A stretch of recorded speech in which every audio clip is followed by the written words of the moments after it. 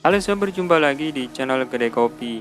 ZTE telah meluncurkan smartphone terbarunya di Indonesia, yakni ZTE Blade A54. Smartphone ini diklaim mampu menyuguhkan performa tangguh, layar luas, dan desain yang menawan. Nah, bagi sobat yang tertarik untuk meminangnya, alangkah baiknya simak dulu 9 kelebihan dan kekurangan ZTE Blade A54. Tapi sebelum lanjut nonton, jangan lupa ngopi dulu. Kalau sudah, silakan like dan subscribe channel ini agar bisa berkembang dan bermanfaat bagi semua orang.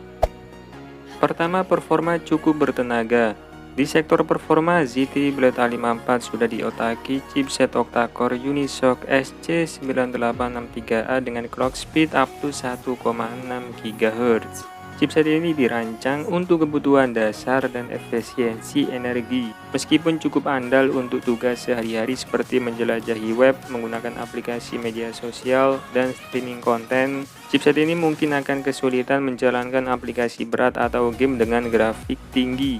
Bagi sobat yang memprioritaskan performa tinggi untuk gaming atau multitasking intensif, hal ini bisa menjadi kekurangan. Namun untuk sobat yang mencari smartphone dengan harga terjangkau untuk penggunaan dasar, ZTE Blade A54 masih menawarkan nilai yang oke. Kedua, layar luas dengan refresh rate tinggi. ZTE Blade A54 menghadirkan layar 6,6 inci yang tidak hanya luas, tetapi juga responsif dengan refresh rate 90 Hz. Refresh rate layar tinggi akan menjamin tampilan yang lebih halus dan responsif. Sangat penting ketika sobat menikmati konten dinamis seperti video atau game berkecepatan tinggi. Teknologi layar IPS-nya juga memberikan warna yang konsisten dan sudut pandang yang luas, sehingga sobat tidak perlu khawatir dengan perubahan warna saat melihat layar dari sudut manapun. Bagi sobat pecinta film atau gamer, layar smartphone ini akan memanjakan mata dengan visual yang memukau dan minim delay. Ketiga, memori lega dengan extended RAM. ZTE Blade A54 menawarkan kapasitas RAM 4GB yang dapat ditingkatkan hingga 8GB melalui fitur extended RAM. Fitur ini sangat berguna untuk menjaga smartphone tetap lancar saat menjalankan aplikasi atau game yang membutuhkan banyak memori. Selain itu, dengan penyimpanan internal sebesar 128GB yang bisa diperluas melalui slot microSD, sobat memiliki kebebasan untuk menyimpan berbagai file, foto, video, atau aplikasi tanpa khawatir kehabisan ruang memori. Hal ini menjadikan smartphone ini sangat fleksibel dan mampu memenuhi kebutuhan penggunaan dalam pengelolaan data, aplikasi, ataupun media. Keempat, baterai berkapasitas besar. ZTE Blade A54 hadir dengan baterai berkapasitas 5000 mAh. Baterai sebesar ini ideal bagi sobat yang aktif menggunakan smartphone untuk berbagai aktivitas, mulai dari berselancar di internet, sosial media, hingga streaming video dan yang lainnya. Sementara itu, terdapat juga fitur power saving mode yang membuat smartphone ini dapat bertahan lama ketika kondisi persentase baterai berada di titik kritis, antara 5% hingga 15%. Kelebihan ini memungkinkan sobat untuk lebih jarang mencari colokan, bahkan dalam penggunaan yang intens. Nah, selain kelebihan-kelebihan tadi, tentunya ZTE Blade A54 juga punya beberapa kekurangan yang perlu sobat perhatikan sebelum membelinya. Apa sajakah itu? Pertama, resolusi kamera kecil. Meskipun dibanderol dengan harga yang murah meriah, namun kamera depan yang dihadirkan pada ZTE Blade A54 benar-benar mempunyai resolusi sangat kecil, hanya 2 megapiksel saja.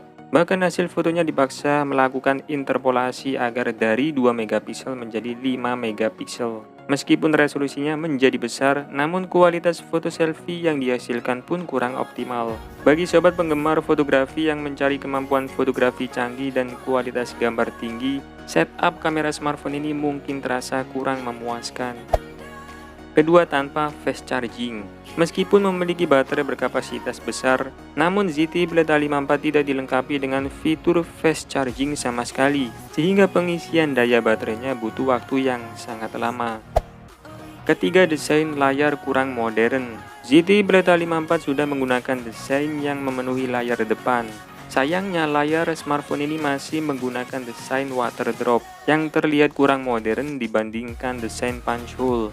Padahal smartphone kompetitor sudah banyak yang menggunakan desain layar punch hole untuk mempercantik bagian depannya yang mana terlihat kekinian. Keempat, resolusi layar rendah.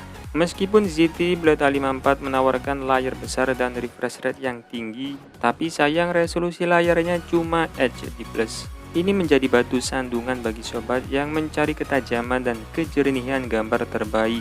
Bagi sobat yang mengutamakan pengalaman menonton atau gaming dengan detail tinggi, hal ini mungkin menjadi pertimbangan. Namun untuk penggunaan sehari-hari seperti browsing media sosial atau video streaming, layar smartphone ini masih cukup memadai. Kelima, tanpa NFC. Absennya NFC pada ZTE Blade A54 mungkin tidak menjadi masalah bagi semua orang. Namun fitur ini bisa menambah kemudahan dalam penggunaan sehari-hari seperti pembayaran non-tunai. Meskipun demikian, penghilangan fitur ini mungkin merupakan langkah untuk menjaga harga smartphone tetap terjangkau. Sobat yang membutuhkan fitur tersebut mungkin harus melirik smartphone lain. Nah, setelah mengetahui kelebihan dan kekurangan dari ZTE Blade A54, maka sobat bisa mempertimbangkan apakah smartphone ini worth it dibeli atau tidak. Oke, terima kasih sudah menonton video ini, semoga bermanfaat. Dan seperti biasa, saya admin Grey Kopi pamit undur diri. Sampai berjumpa lagi di video menarik berikutnya. Bye-bye.